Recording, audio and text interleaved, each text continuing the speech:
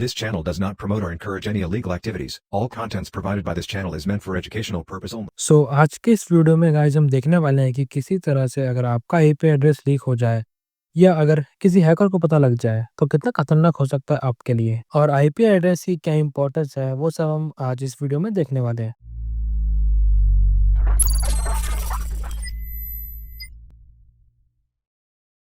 इस दुनिया में अगर कुछ भी इंटरनेट से कनेक्टेड है तो उन सबको एक आईपी एड्रेस मिल जाती है, चाहे वो आपका मोबाइल फ़ोन हो, चाहे वो आपकी वेबसाइट या हो कोई पीसी। तो अज़्यूम करते हैं हमारे पास एक आईपी एड्रेस है और हमें उसकी इन्फॉर्मेशन निकालनी है।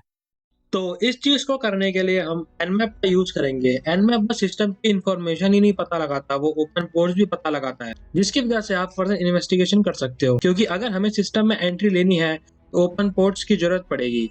सबसे पहले हमें अपने सिस्टम में nmap टूल को इंस्टॉल करना पड़ेगा। तो Linux के अंदर ये ऑलरेडी इंस्टॉल आता है, तो ये मेरे सिस्टम में इसलिए ऑलरेडी इंस्टॉल है। तो सबसे पहले तो हम यहाँ पे nmap को रन करते हैं और साथ में अपनी कमांड लेते हैं। तो हमारी कमांड यहाँ पे कुछ ऐसी होंगी, nmap -a के बाद -pn के बाद हम लेंगे -t5। उसके बाद हमें अपनी आईपी देनी है। तो यहाँ पे हम आईपी दे देते हैं 3.19.217.99। हम यहाँ पे इसको होने देते हैं। तो यहाँ पे थोड़ा सा टाइम लेगा, तो थोड़ी देर में हमें इस आईपी से जुड़ी सारी इंफॉर्मेशन पता लग जाएगी कि कौन कौन सा सिस्टम है यहाँ पे, कौन कौन से यहाँ पे ओपन पोर्ट्स हैं, क्या सर्विस रन हो रही है, जिसके बाद हम आगे के प्रोसेस को कंटिन्यू करेंगे। तो चलिए वेट कर लेते हैं। तो nmap की स्कैनिंग यहाँ पे कंप्लीट हो गई है। तो अगर हम रिजल्ट देखते हैं तो यहाँ पे हमें आईपी एड्रेस और डीएनएस की इंफॉर्मेशन मिली है। अगर आप यहाँ पे एक नज़र देखो, अगर मैं आपको यहाँ पे दिखाऊं, यहाँ पे हमें एक चीज यहाँ पे काफी पता लग रही है, वर्चुअल बॉक्स, ब्रैकल वर्चुअल बॉक्स। यहाँ पे हमें पोर्ट देखते हैं, पोर्ट कौन सा ओपन है। तो देखो यहाँ पे एक पोर्ट ओपन है 3389, जो 3389 पोर्ट ओपन है यहाँ पे, जिसकी वजह से हमें पता लगता है कि एक आरडीपी पोर्ट है और ये विंडोज का पोर्ट है। अगर हम देखें हमें यहाँ पर कोई और पोर्ट तो नहीं मिल रहा, तो हम एक काम करेंगे, हम इसी पोर्ट का फायदा उठा के सिस्टम में एंट्री लेंगे। तो चलिए हम नेक्स्ट स्टेप में आगे बढ़ते हैं।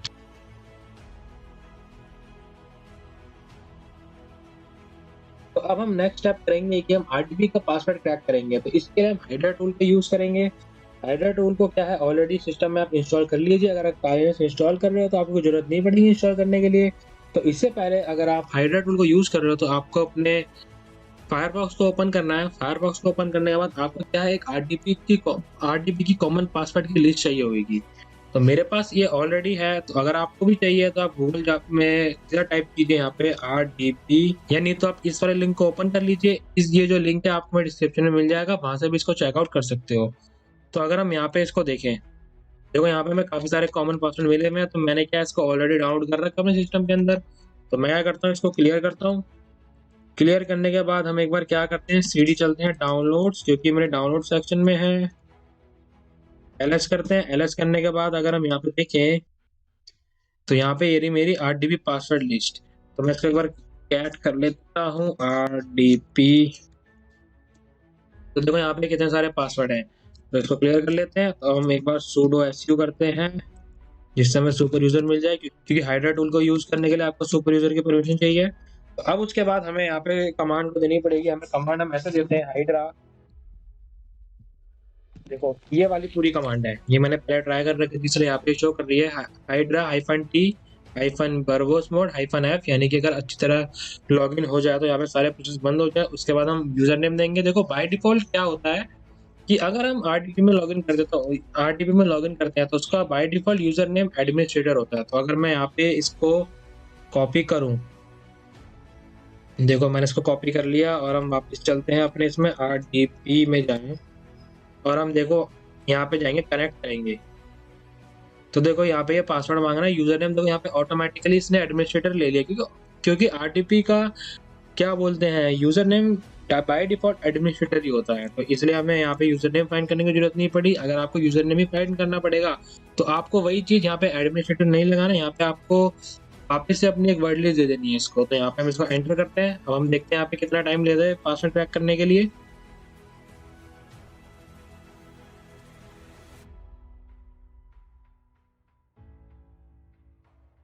तो देखो ये एक एक करके यहाँ पे सारे पासवर्ड को ट्राई ले रहा है। तो देखो ये पासवर्ड तभी क्रैक होगा यहाँ पे अगर जो उसका कॉमन पासवर्ड होगा या कोई ना कोई पासवर्ड आपको डिक्शनरी में प्रेजेंट होगा। तो हम वेट कर लेते हैं यहाँ पे एक बार।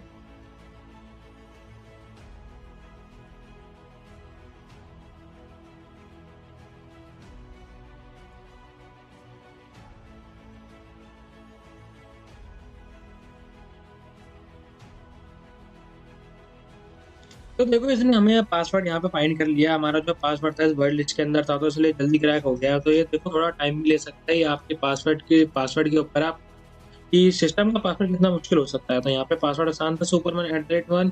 तो अगर आपका पासवर्ड इस लिस्ट में होगा तो 100% क्रैक हो जाएगा। तो चलिए इसको ट्राई कर लेते हैं। इसको मैं कॉपी करता हूँ। इसको मैंने यहाँ पे कॉपी कर लिया। कॉपी करने के बाद हम चलते हैं अपनी आरडीपी में वापस और हम इसको यहाँ पे पेस्ट कर देते हैं। देखते हैं कनेक्ट होता है नहीं होता। तो हम इसको यस कर देते हैं। मेरे हिसाब से पासवर्ड बिल्कुल ठीक है। तभी यहाँ पे इसने एसएसएल सर्टिफिकेट मांगा था हमसे। तो देखो कितनी आसानी से हम यहाँ पे इसमें लॉगिन हो चुके हैं। तो देखा आपने कितना खतरनाक हो सकता है अगर आपका आईपी एड्रेस कहीं गलत जगह लीक हो जाए। तो मिलते हैं गाइस अगली वीडियो में, तब तक के लिए बाय बाय।